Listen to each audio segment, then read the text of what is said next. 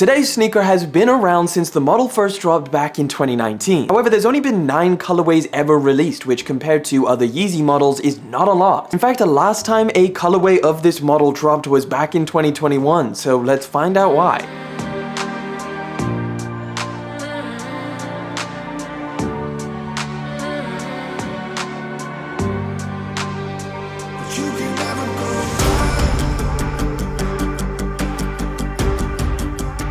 Here we have the box, a slightly enlarged regular Yeezy 500 box. You got the 500 on the top, no boost or anything on the side. Obviously you got your sizing tags and everything. Let's just pull these open and let's get into it. Today we're taking a look at the Yeezy 500 High Taupe Black.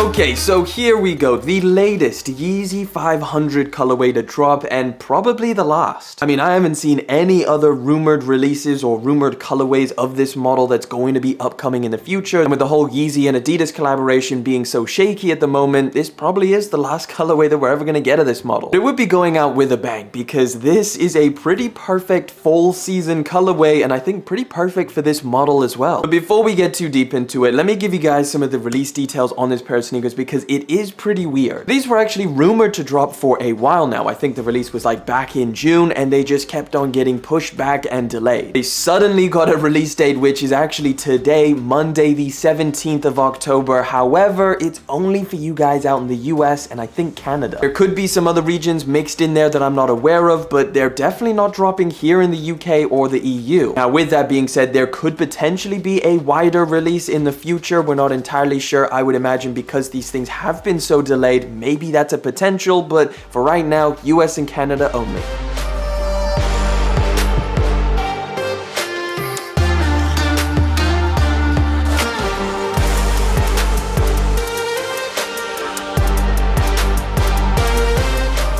And these retail for $220 out in the US or £180 if you're here in the UK, which I think is actually pretty reasonable for the shoe that you're getting. The Yeezy 500 was always a rugged looking sneaker, and I think in materials as well. And I think the 500 High version really takes that ruggedness to the next level, almost fusing the characteristics of a sneaker and a boot together. It makes for a perfect fall winter option, especially if you're someone who appreciates the comfort of a sneaker while also appreciating the support and protection a boot gives you. It's covered in a mixture of different materials. Starting at the toe box, you've got this really rugged feeling suede in this nice dark brown color. And that premium feeling suede wraps around the entire sneaker and also makes its way up onto the eye stays with those little oval cutouts. It's also worth mentioning that there's a little strip of reflective piping that kind of moves around that suede that you see on the sneaker, which actually gives off a super cool little look when you hit it with the flash. Now, there's also some tumbled leather on this pair of shoes, which kind of works its way around the upper, and it's not just really nice to touch and it feels really good quality, but it really elevates the look of this and definitely gives off those boot vibes.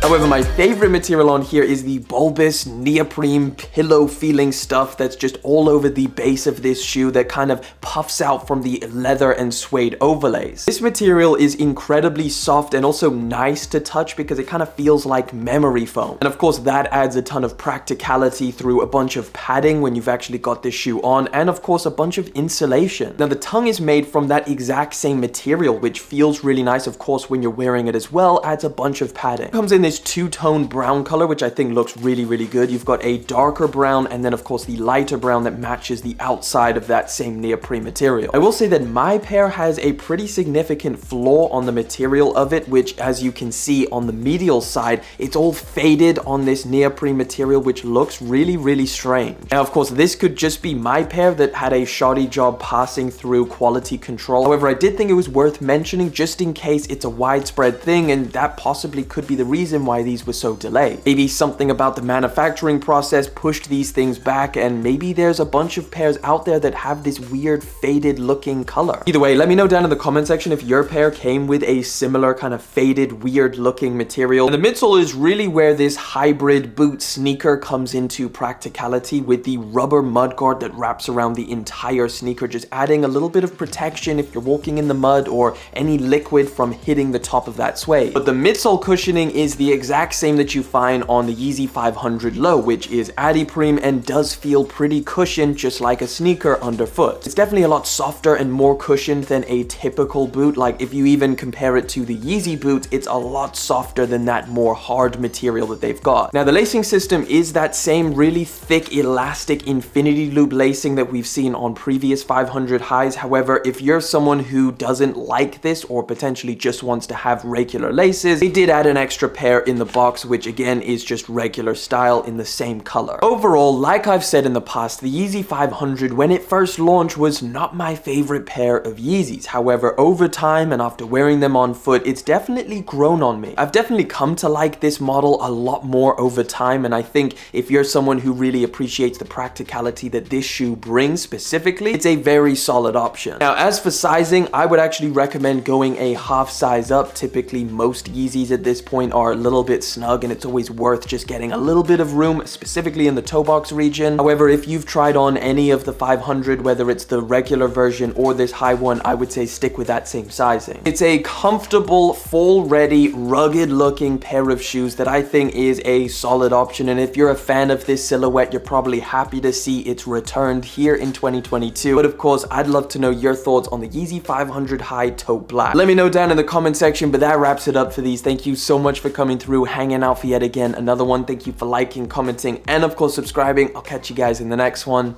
but until then.